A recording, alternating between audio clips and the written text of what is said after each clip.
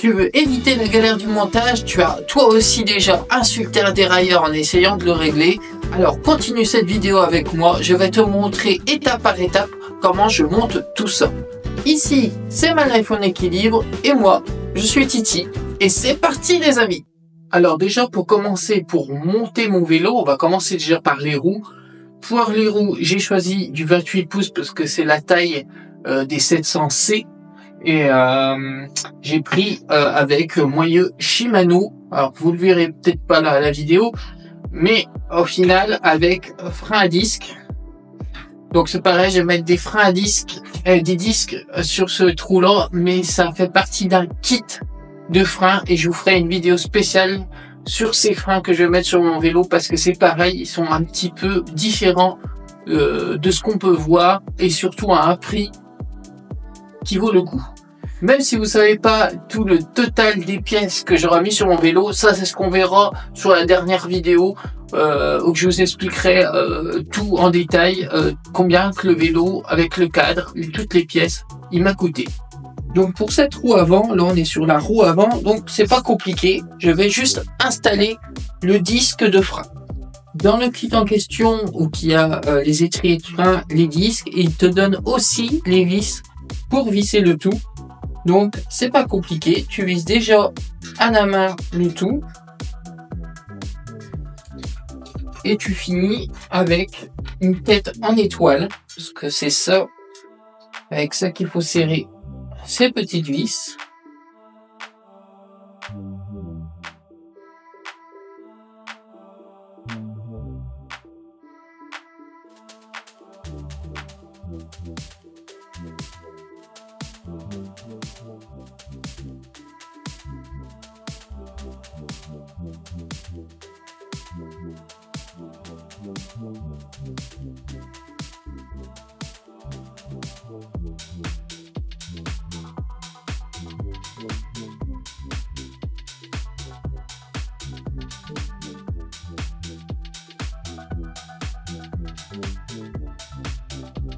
Il est temps d'installer les bandes de fond de jante. Vous avez un petit côté bombé et c'est là qu'il faut mettre à l'intérieur de la jante.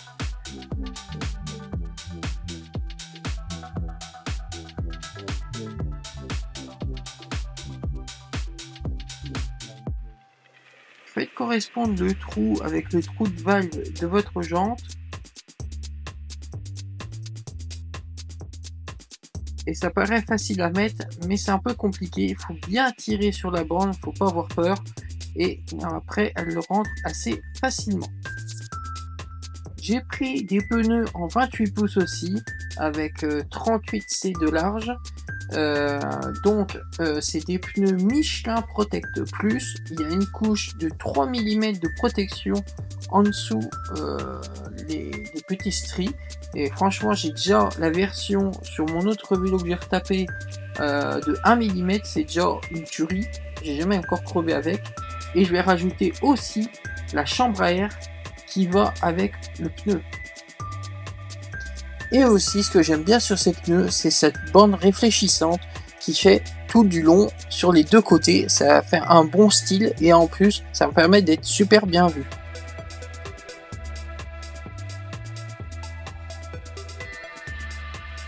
Alors, j'ai pris, comme je vous ai dit, la même chambre à air de la même marque. Et cette chambre à air, elle a une petite spécialité, c'est qu'elle a des protections aussi en plus avec un petit liquide dedans, si au cas où que ça percerait. Donc ça protège. S'il y a un trou, ça bouche le trou directement. Donc du pneu à la chambre à air, vous avez vraiment une protection pour éviter de crever, ce qui est vraiment le top du top, je trouve, au niveau protection. Et moi, franchement, je suis toujours Michelin, que ça a été pour les voitures, je suis pareil pour les vélos.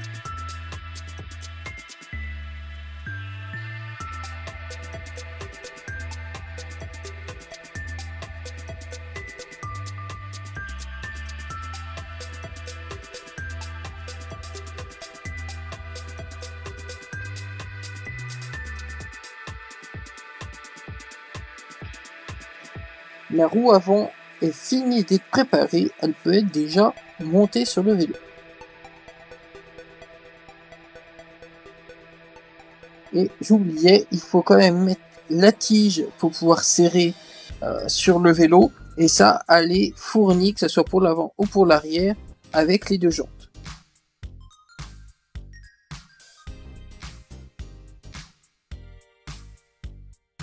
Et c'est parti pareil maintenant pour la jante arrière. Je mets le fond, la bande de fond de jante au départ, la chambre à air, le pneu et le disque. Et aussi, on va mettre la cassette 9 vitesses que je vais vous montrer après.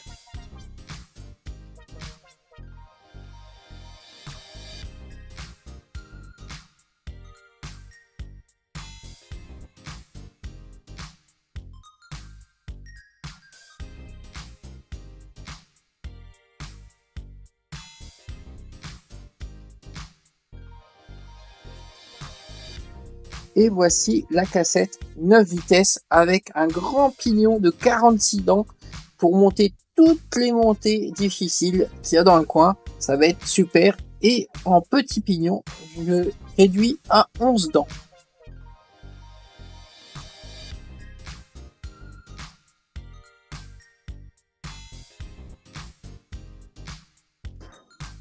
Pour installer, rien de compliqué. Vous allez voir, il y a plusieurs petites rainures et il y a une plus petite rainure. Et ben, faut faire la correspondre avec l'intérieur de la cassette aussi. Il y a une petite rainure, c'est la seule petite rainure. Vous faites correspondre les deux et vous mettez les deux derniers pignons à mettre.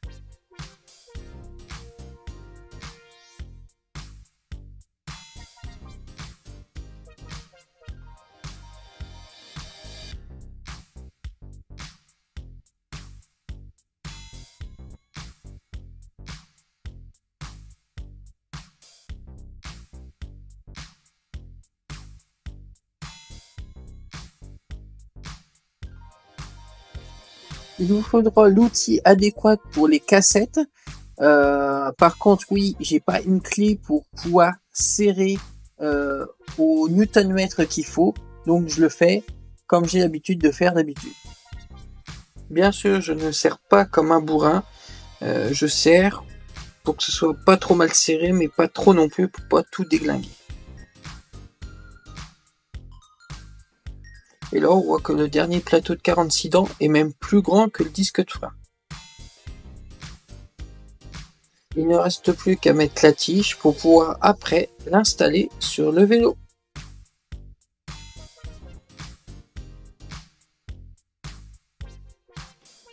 Et je commence par la roue avant et bien mettre le disque du bon côté où on accueillera l'étrier de frein.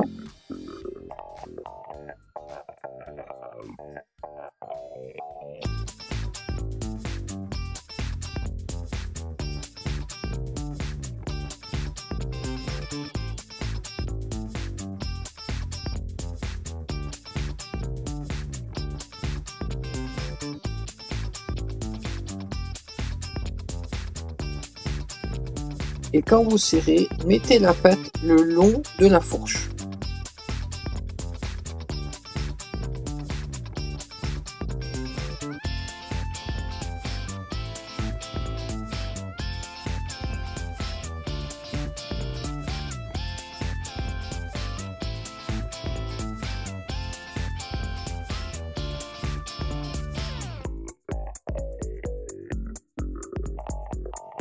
Pour visser la patte, il faudra visser de l'autre côté, donc de l'intérieur du cadre, vers la patte, pour que ça serre correctement. Et ne faites pas comme moi, n'essayez pas d'installer la roue avant de mettre cette patte, faites-le largement à l'avance.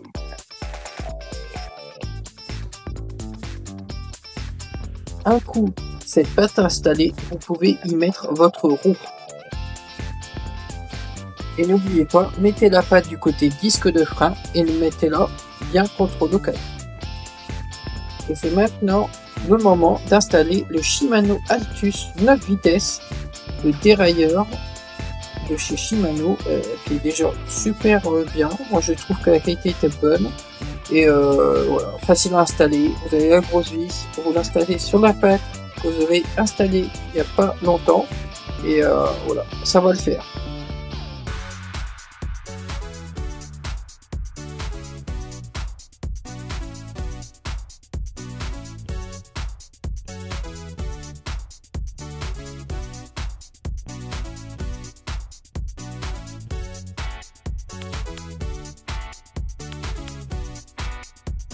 Et c'est vers la fin de la vidéo qu'on réglera le dérailleur quand la chaîne sera mise, quand le sélecteur de vitesse sera installé.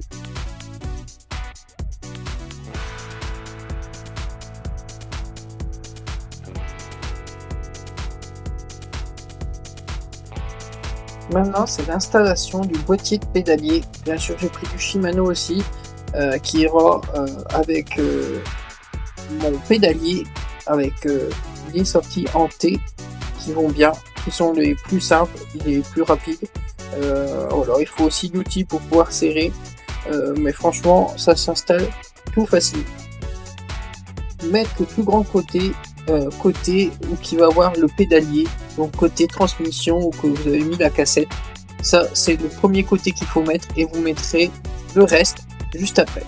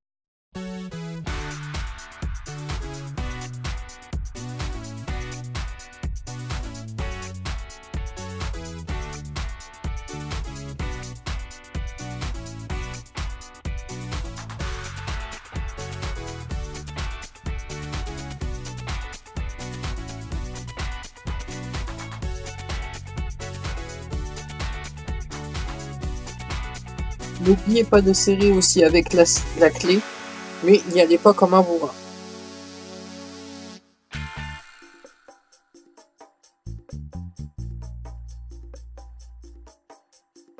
Et faites la même chose de l'autre côté.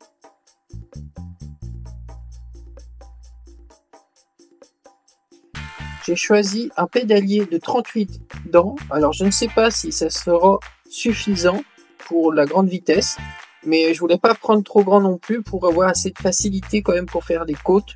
Donc on verra bien. Si par la suite je me rends compte que c'est pas assez, et ben je mettrai une taille un petit peu plus haute. Je mettrai du 40 dents ou 42 dents. Donc ça c'est pas encore trop grave. C'est pareil, c'est facile à installer et il faut juste faire gaffe de bien les mettre parallèles. Vous allez voir juste après. Vous avez les deux petites vis. Et il faudra mettre votre pédalier comme ceci. Donc, le sens, on s'en fiche un peu, hein, que la patte soit en haut ou en bas, la manivelle, ce n'est pas grave. C'est après sur l'autre manivelle qu'il faudra bien la mettre à l'inverse de celle-là.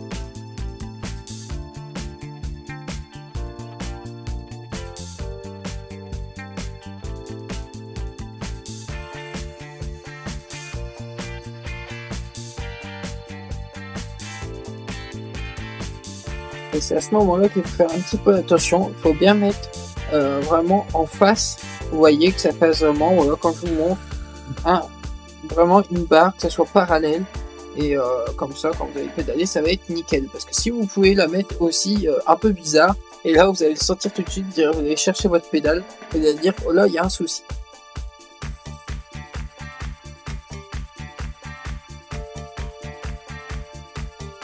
Et maintenant, c'est l'installation des pédales. Donc j'ai choisi la marque Robro parce que je suis vraiment content de cette marque. Entre le gilet et la sacoche, là je vais avoir encore des un nouveau accessoire à tester de chez eux. Et franchement, ça promet. Je vais vous faire une vidéo là-dessus. Et du coup, je me suis dit que j'allais prendre quelques accessoires Robro aussi de mon côté. Donc voilà, des pédales rouges parce qu'il va y avoir d'autres petits accessoires qui seront en rouge aussi sur le vélo. Donc la petite touche rouge pour bien aller avec le foncé du vélo. Pour installer les pédales, rien de compliqué, mais faites vraiment attention. Quelle est la pédale côté gauche, quelle est la pédale côté droit. Normalement, il y a un petit R sur chaque pédale, R ou L. Et si vous n'êtes pas sûr, vérifiez sur internet quelle est la gauche et la droite par rapport à l'anglais. Et maintenant, c'est le moment de la chaîne avec la chaîne Shimano 9 vitesses. Alors là, c'est le moment où j'ai eu un petit souci, puisqu'il y a un petit pipion, vous voyez, que j'ai dans la main. Celui-là, il a un sens à se mettre et vous cassez le bout après quand c'est inséré. Le problème, c'est que c'est pas expliqué, il n'y a pas de notice, et surtout, c'est pas très pratique. Donc j'ai dû racheter une attache rapide, et du coup j'ai retiré juste un maillon de la chaîne pour pouvoir mettre l'attache rapide. Donc voilà, ça c'est pas compliqué, mais voilà, c'est des petits soucis avec Shimano par rapport à leur chaîne. Il n'y a jamais un truc qui est pareil.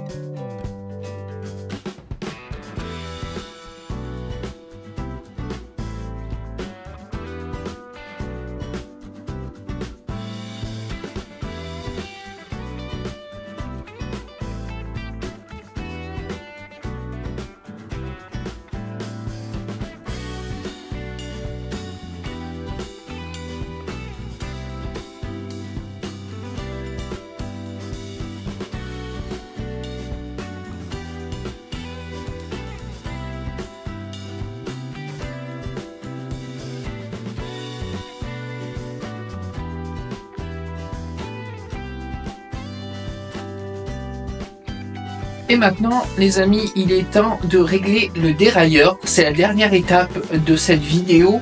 Alors, c'est pas très compliqué, mais il y a quelques étapes à respecter.